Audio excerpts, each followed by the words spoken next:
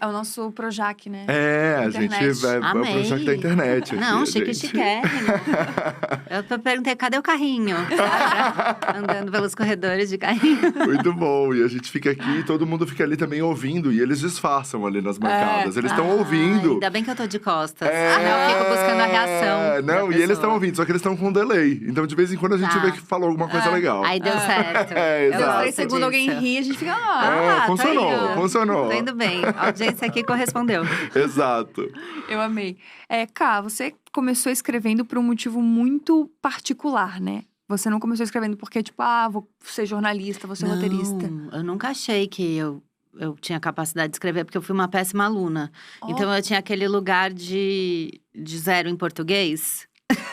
Sério? Alguma ideia boa pra redação, mas eu era muito bagunceira e tal. Daí eu fui fazer análise muito nova, né? Quantos anos? Não, com 17 para 18. E eu tinha muita dificuldade em falar a real do que estava acontecendo pro analista. E aí, ele me sugeriu que eu escrevesse. Olha só. E mandasse pra ele antes, né? E ele lia, ou às vezes lia em consultório. E aí, a gente compartilha do que eu tinha escrito. E aí, ele falou, cara, você escreve bem, de um jeito engraçado. Você nunca pensou em ter um blog? Tava no comecinho de blog, assim. Meu primeiro blog, ele é de 2007. Que chamava Parece Filme, mas é Vida Mesmo. E aí, lá eu punha umas crônicas. Antes do blog, eu comecei a mandar por e-mail pras amigas. Sabe aquele teste? Que legal. Era um treino, assim, né? Pra ver se elas se identificavam. Aí, eu descobri blog, uns anos depois. Aí, comecei a pôr em blog. Mas foi por causa desse meu analista. Que eu comecei a Isso é escrever. muito genial. Aí o Parece Filme virou livro. Uma editora me encontrou, uma editora independente. Quis transformar o blog em livro. E assim aconteceu o meu primeiro livro. Com quantos anos? Eu não sei fazer conta, mas eu vou fazer 41 e foi 2011. Quem não, né, quem sabe. Quem puder nos ajudar no chat. Realmente. Aqui, quem sabe não faz ao vivo. Porque 30. 30, olha. É menos 11, não era tão difícil. Não era tão. Mas é porque também você tá falando com o pior Não, eu aluno não que tinha tirava 30. 0. Você não tinha tido 30? Não, 2011, a gente tá em 2022. E aí, gente? Não, 10 falaram anos 30. atrás. É Se- 30. É? Tem 41, Falaram que é. 10 anos atrás, Estão 31. confirmando. Não, porque meu pai tava vivo, então foi antes. Eu acho que foi 2009. Tá. Porque meu pai faleceu, eu tinha 29. Então, foi com 27 para 28. O teu Entendi. primeiro O primeiro livro foi 2009. É isso. É porque eu já vou esquecendo data, enfim. Mas você fez faculdade de publicidade e propaganda. Não era eu o teu fiz. objetivo fazer livro, essas coisas. Não, Surgiu. eu trabalhava em agência, na área de criação, fiquei um pouco em pesquisa e tal. Mas não tinha esse foco de ser escritora. Aí depois, eu fiz uma pós, depois de livros e tal. Comecei a escrever coisa para roteiro. Aí eu fiz uma pós em roteiro. Isso é muito legal. É bem legal, eu amei. Mas aí foi mais velha. Aí sim, eu tinha uns 30 e pouco, Uhum. quando eu fiz a pós. Gente, eu achei isso maravilhoso. Você tem vários livros incríveis que, inclusive, viraram peça. O Como Ter Uma Vida Normal Sendo Louca, que é meu e da Jana, virou uma peça da Monique Alfradique. E era a ideia já virar peça? Tipo, já pensava sobre isso? Não, quando a gente escreveu o Como Ter Uma Vida Normal, era o primeiro livro da Jana e meu segundo livro. Então era uma coisa assim, a gente é muito escritora, a gente quer ser escritora e tal. Vou lançar o próximo. Aí quando a gente lançou o livro, ele vendeu muito bem, assim, pro que é um best-seller no Brasil, né? Dizem que mais de 10 mil cópias vendidas já é considerado um best-seller. Mas o Como Ter Uma Vida Normal, ele vendeu 60 mil cópias. Nossa. Isso na época, hoje em dia eu já não sei. Então, as pessoas começaram a procurar muito pra, né, virar peça, virar legal. filme. E aí, a gente falou, vamos se aventurar nisso. Só que a gente não tinha a menor ideia do que estava fazendo. Então, a primeira peça que a gente escreveu, quando a gente pediu pra alguém orçar…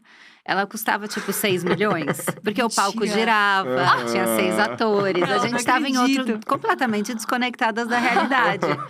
Do teatro brasileiro. Do teatro brasileiro, pois O palco girava, do apoio à cultura. Já vamos pro político aí. Exatamente. Porque, é assim, um surto. Aí, a Monique apareceu na nossa vida, que é um pouco mais sensata, taurina, né? Já vem com outra energia.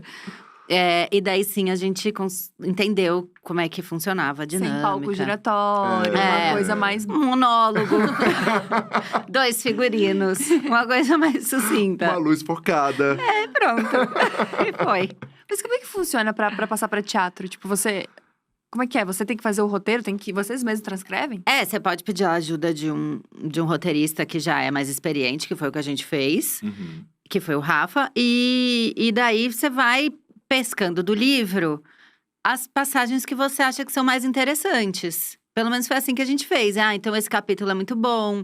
Eu acho que esse se perde, porque ele não é tão visual. Entendeu? Você vai escolhendo assim. Nossa, E que foi legal. um exercício bem legal, assim. Eu nunca… É muito doido, porque eu sempre fui muito da palavra, da escrita. E quando você, né, vai para uma peça, você tem que funcionar no visual, né? Uhum. Como é que as pessoas vão ver isso, né? O que ela vai estar fazendo enquanto ela tá falando isso, né? É um outro exercício que eu não tinha. Aí foi o máximo, eu amei. E como é que foi assistir isso depois? Dá um pouco de vergonha, porque… As histórias você faz parte. Ela daquilo. tá uma hora numa mesa de jantar, num date horroroso, e era eu, né, nesse date. Então, eu fico constrangida por mim. É meio uma pena de você fica, ai, que coitada, olha que ela já passou. É um nível de compaixão, né? Tipo, puta, tadinha. Mas tá aí, deu certo, né? Mas tem um lugar também que descola de você. Você fala, já passei pra Monique, agora esse problema é dela. Sabe, não é mais meu. E também tem uma coisa de muita gente se identifica com aquilo ou passou por aquela situação também, né? Isso é super legal da crônica ou do podcast. Aham. Quando a gente divide, né, uma aflição, uma neuro, uma noia, uma preocupação, um medo. A gente encontra no outro esse mesmo medo, né? Essa mesma coisa, é um conforto, né? É um lugar de acolhimento. Então, eu gosto muito de expor as fragilidades, né? As coisas que não deram certo e tal. Porque eu não me sinto sozinha no buraco. Sim. De repente, o buraco tá mais cheio do que Tem fora. uma galera ali. Né? Tá todo mundo aqui, gente, que máximo, né? Ainda mais falando de podcast, porque você tem 312, né? Em média, assim. Eu tô tentando dar uma enxugada agora. Tem uma média de 312 podcasts. Hoje você tá com quantos? Então, eu tô com o Noia, o Calcinha Larga subiu um episódio hoje. E tô pra voltar com o Indiscutível, que é com a Deia. Tá. Que é maravilhoso. Do Não Sou Inviabilize. muito fã. que é Que pra incrível. mim é a melhor podcast do mundo. Ela é assim, incrível. Ela é muito boa. ela é fantástica, eu sou Ela é muito fã. Assim. E aí, o É Nóia Minha, todo episódio você tem que ter uma noia diferente pra discutir. Todo episódio E é isso uma é noia. muito maravilhoso, porque eu fico pensando que foi desse princípio que eu parti também pra criar os podcasts. Aham. Que também tô nessa pegada junto com o Bruno e junto com o Rafa, que a gente tá indo, de repente, 312 também. Vamos fazer mais. Vai que A dá gente tempo. vai indo, Às vezes eu penso, será que eu tenho tanto pra falar também? Que às vezes de Eu repente fica fico aqui mais muito. quietinha. Ela tem tanto a dizer? Será? Eu fico assim pra mim. E é muito legal que o É Nóia, as pessoas se identificam muito, né? E às vezes é uma pira só nossa, que a gente acha que ninguém mais tem. E você tem. joga pro mundo e a galera vai, tipo, aceitando. E vai compartilhando e vai falando junto com você sobre isso. Tem um lugar de expor mesmo, né? Uhum. Um segredinho. As pessoas perguntam muito, você não tem medo da noia acabar? Eu falei, cara, tem uma coisa que eu não tenho medo é de ficar sem noia, porque eu sou muito noiada. Tudo me gera uma noia, então… eu tenho reunião de pauta do Noia a cada 15 dias. Aham. Às vezes a gente suspende, porque num dia eu dei tanta noia que já não precisa mais fazer a reunião. Que já tem uma reserva de noias ali, sabe? Então, tudo vira noia. Isso é muito maravilhoso, Qualquer porque eu sinto coisa. a mesma coisa. É, Toda semana tem uma crise existencial. Acho que se eu não tiver uma crise existencial, eu realmente não tô existindo. Porque não tá. pra mim não faz sentido. Porque é meio você se sentir como você tá no mundo, né? Sim. Eu tô bem, eu não tô, isso que eu fiz é legal, é aceitável, qual é o meu limite das coisas. Isso é paranoia, né? A minha Sim. aceitação em relação a uma pessoa, a um sentimento, né? Tudo isso que a gente fica se percebendo o tempo inteiro e percebendo do outro, e entendendo até onde a gente pode ir e tal, é o que vai gerando a paranoia. Mas até onde os temas, né, e as noias, você tem uma preocupação com, putz, isso aqui vai dar muita audiência porque a galera vai se identificar demais, ou não? Como é a seleção desses temas? Não, eu nunca me preocupo com um Audiência. lugar de audiência, assim, nunca. É muito um lugar de eu quero conversar sobre isso. Eu acho que o Noia, ele nasceu num momento em que a internet falava muito de si, sabe? Era como eu arrumo meu cabelo, como eu me maquio, como eu arrumo minha casa, como eu cozinho, né? Vlogs, o tempo inteiro mostrando a minha rotina e tal. E eu acho que quando eu percebi essa internet, que eu fazia isso e eu consumia isso.